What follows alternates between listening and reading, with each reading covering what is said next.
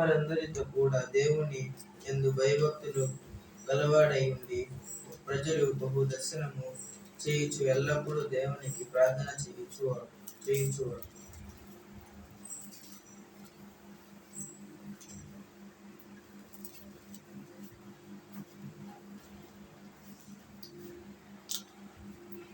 మూడవ వచనం నుంచి అందరం చదువుదామా? అందరం కలిసి చదువుకుందామా? పగలు ఇంచుమించు 3 గంటల వేళ దేవుని దూత అతని వద్దకు వచ్చి కొర్నేలి అని పిలుచుట దర్శనమందు తేటగా అతనికి కనబడెను. అతడు దూత వైపు తేరి చూచి భయపడి, ప్రభువా ఏమని అడిగెను. అందుకు దూత, నీ ప్రార్థనలు నీ ధర్మ కార్యములను దేవుని సన్నిధికి జ్ఞాపకార్థముగా చేరినవి. ఇప్పుడు నీవు యుబ్బేకు మనుషులను పంపి పేతురు అను మారు పేరు గల సీమోనుని పిలిపించుము. అతడు సముద్ర పద్దనున్న సీమోను అను ఒక చర్మకారుని ఇంట దిగి ఉన్నాడని అతనితో చెప్పాను. అతనితో మాట్లాడిన దూత వెళ్ళిన పిమ్మట అతడు తన ఇంటి పనివారిలో ఇద్దరిని తన యొద్ద ఎల్లప్పుడూ కనిపెట్టుకొని ఉండు వారిలో భక్తిపరుడైన ఒక సైనికుని పిలిచి వారికి ఈ సంగతులన్నీ వివరించి వారిని విప్పేకు పంపారు. మరునాడు వారు ప్రయాణమైపోయి పట్టణమునకు సమీపించినప్పుడు పగలు ఇంచుమించు 12 గంటలకు పేతురు ప్రార్థన చేయుటకు మిద్దె మీద ఎక్కెను. అతడు మిక్కిలి ఆకలిగొని భోజనము చేయకోరెను. ఇంటివారు సిద్ధము చేయుచుండగా అతడు పరవశుడై. ఇప్పుడు వరకు మనం అపోస్తలుల కార్యం 9 అధ్యాయాలు చక్కగా ధ్యానించుకోవడానికి దేవుడు కృప చూపించాడు. ఈ 10వ వచనంలో కూడా మరి ముఖ్యంగా కొర్నేలి యొక్క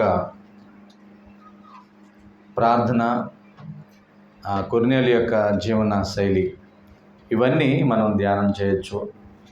అంతేకాకుండా కొర్నేలి తన కుటుంబ సభ్యులు, తన బంధువులతో కూడా ఎలాగా మారు మనసు పొందారు, పరిశుద్ధాత్మను ఎలా పొందుకున్నారో కూడా మనం చూడవచ్చు. అంతేకాకుండా పేతురు కూడా దేవుడు ఒక కనువిప్పుని కలిగించిన విధానాన్ని కూడా మనం ఈ 10వ అధ్యాయంలో చూడవచ్చు. మొదటి వచనం ఏంటి అంటే, ఇటలీ పటాలములో శతాధిపతి అయిన కొర్నేలు అను భక్తిపరుడొకడు కైసరులో ఉండెను. అంటే ఇక్కడ రోమీలు కాకుండా ఇటలీ వారే ఒక గుంపుగా ఉన్నారు. దానిలో కొర్నేలి అనే శతాధిపతి ఉన్నాడు. అంటే ఈ సైనికుల్లో ఎక్కువగా రోమీలు ఉంటారు.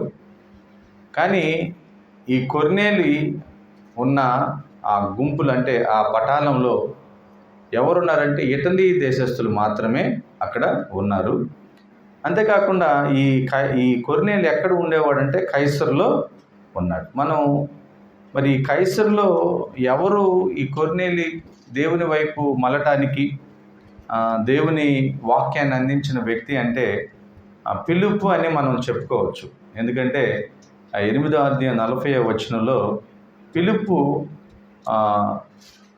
నపుంసకుడికి బాప్తిస్మం ఇచ్చిన తర్వాత ఆ కైసరు గుండా సువార్త ప్రకటించుకుంటా వెళ్ళాడు. చూడండి ఒకసారి 8వ అధ్యాయం 40వ వచనం మనం ఒక్కసారి చదివితే మనకు అక్కడ విధానం అర్థమవుతుంది.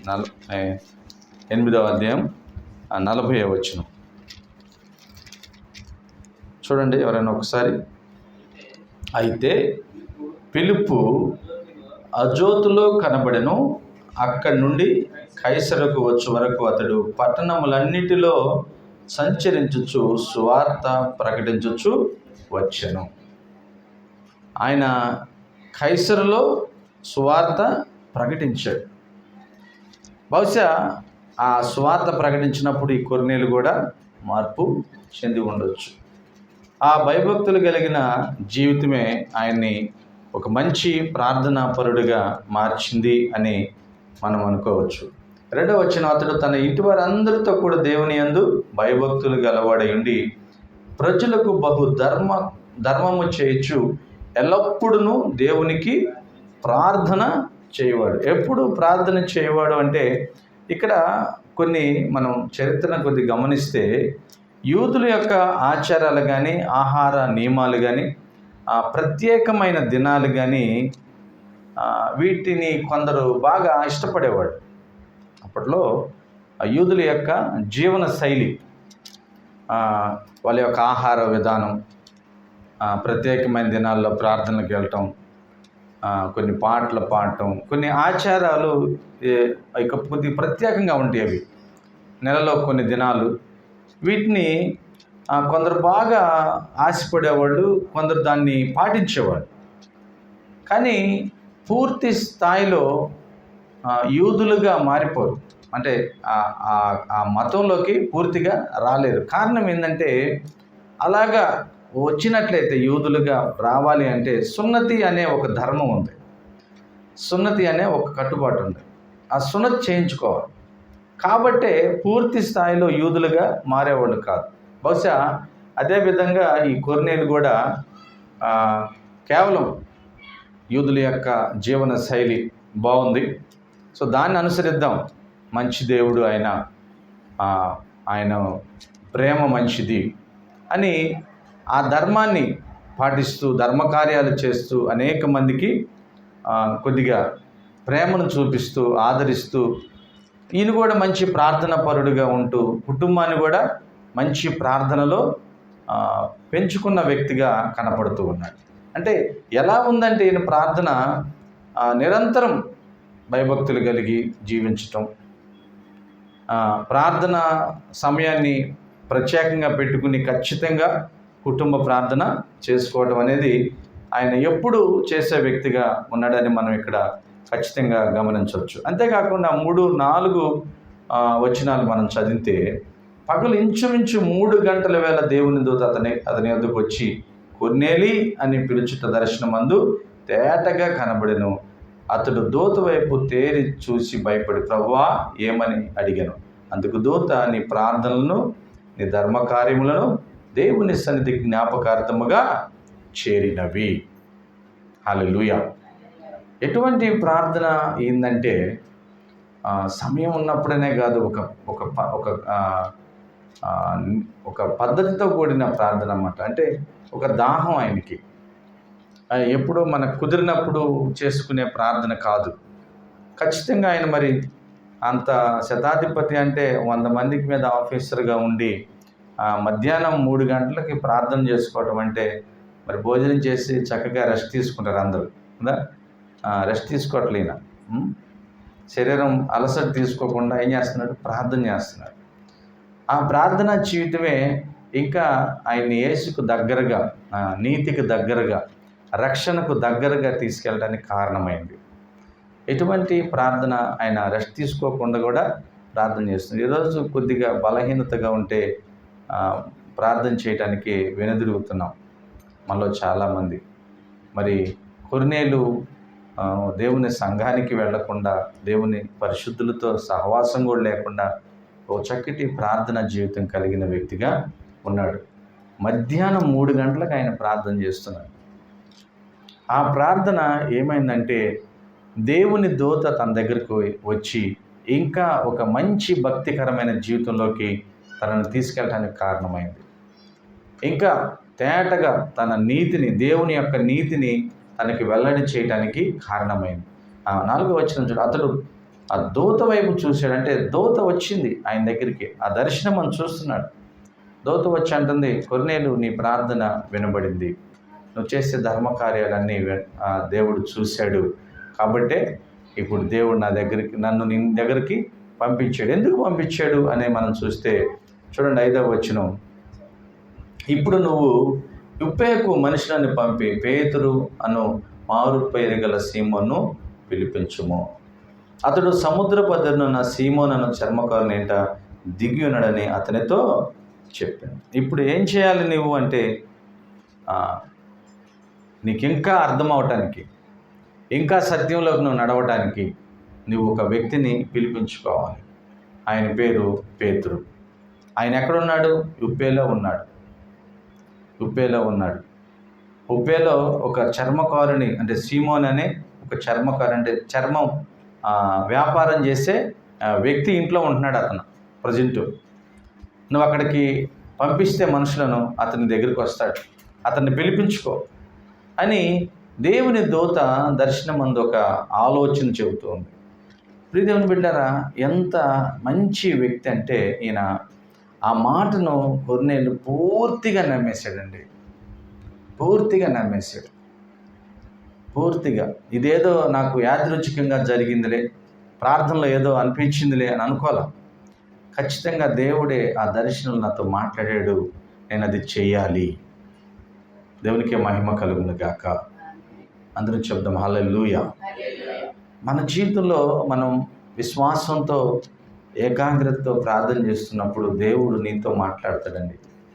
ఆ మాట్లాడినప్పుడు దాన్ని ఏదో అప్పుడు కాసేపు గుర్తుపెట్టుకుని వదిలిపెట్టేవారిగా ఉండకూడదు. ఏమి మాట్లాడుతున్నాడో మనం గ్రహించి దాన్ని చేసేవారిగా ఉండాలి.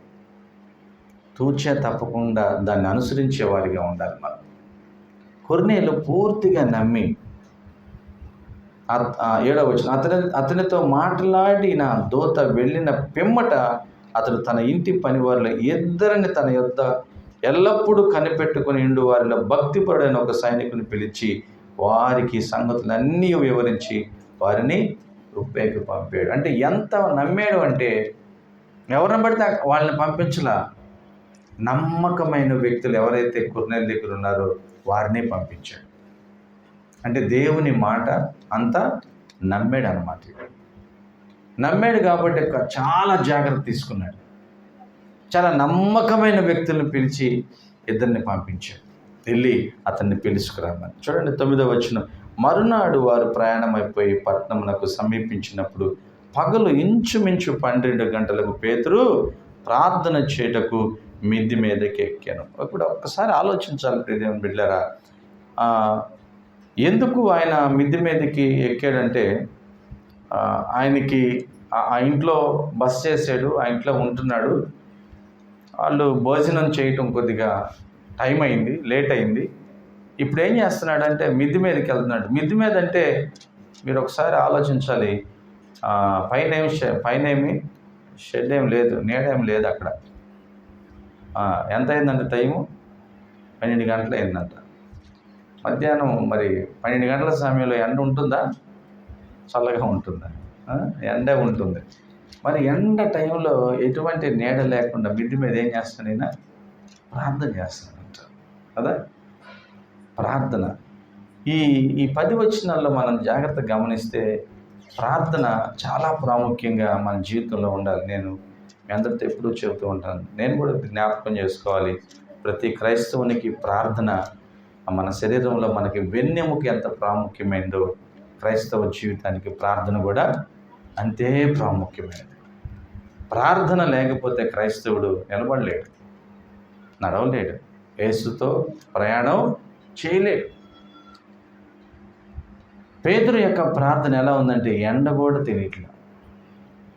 ఎంత ప్రార్థన చేశాడంటే ప్రార్థనలో పరవశుడైపోయాడు. అంటే ఇప్పుడు నా మీద ఎండ ఉందో, నీడుందో, వర్షం ఉందో కూడా తెలియని విధంగా ప్రార్థన చేస్తున్నాడు.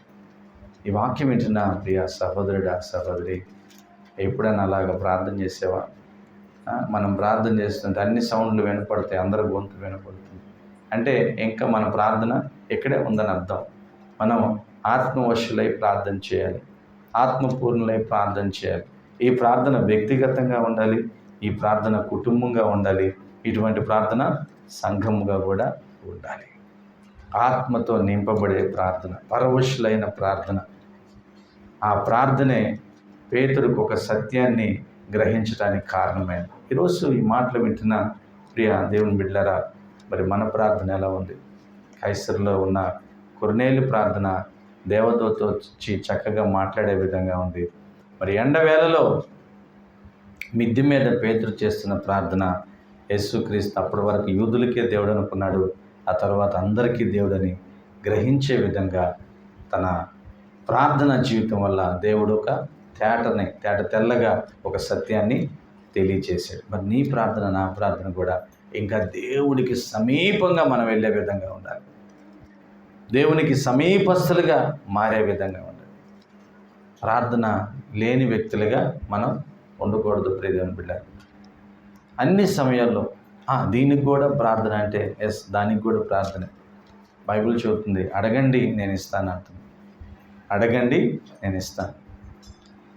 యేసుక్రీస్తు వారు కూడా భూమి మీద ఉన్నప్పుడు ఎక్కువగా ప్రార్థన చేశాడు. ఎక్కువగా ప్రార్థన. ఆయన ఉన్న 33 సంవత్సరంలో ఎక్కువ సమయం ప్రార్థనలో గడిపాడు. ఎప్పుడు ఖాళీగా ఉండలేదు ఆయన. రాత్రంతా ప్రార్థనలో ఉండేవాడు, పగలంతా పరిచర్య చేసేవాడు. మరి ఈరోజు దేవుని బిడ్డలుగా మారిన మనం, ఆయన పరిశుద్ధమైన రక్తంతో మన పాపములను కడిగి వేసుకుని ఆయన కుమార్తెలుగా స్వీకరించబడిన మనం ఎంత ప్రార్థన చేస్తున్నాం? ఏదో నామకార్థంగా కొద్దిసేపు అందరం కలిసి ప్రార్థన చేసి వదిలేసేవారిగా ఉంటున్నావా? లేదా ఖచ్చితంగా మరి మన శరీరాలను పోషించుకోవడానికి ఎంత కష్టపడుతున్నామో, మరి మన ఆత్మను పోషించుకోవడానికి, అలాగే ఈ నశించిపోతున్న ఆత్మ రక్షించడానికి మనం ఎంత ప్రార్థన చేస్తున్నాం? ప్రియ దేవుని బిడ్డలారా, ఒకసారి మనం గమనించి ఆత్మవశులై ప్రార్థన చేసేవారిగా ఉండాలి. ఆత్మవశులై ప్రార్థనలో మనం ఎదగాలి. అటువంటి ప్రార్థన జీవితాన్ని దేవుడు మనకు దయచేయాలని కోరుతూ ఈ మాటలు ముగిస్తున్నాం. దేవుడు మనందరినీ దీవించును గాక.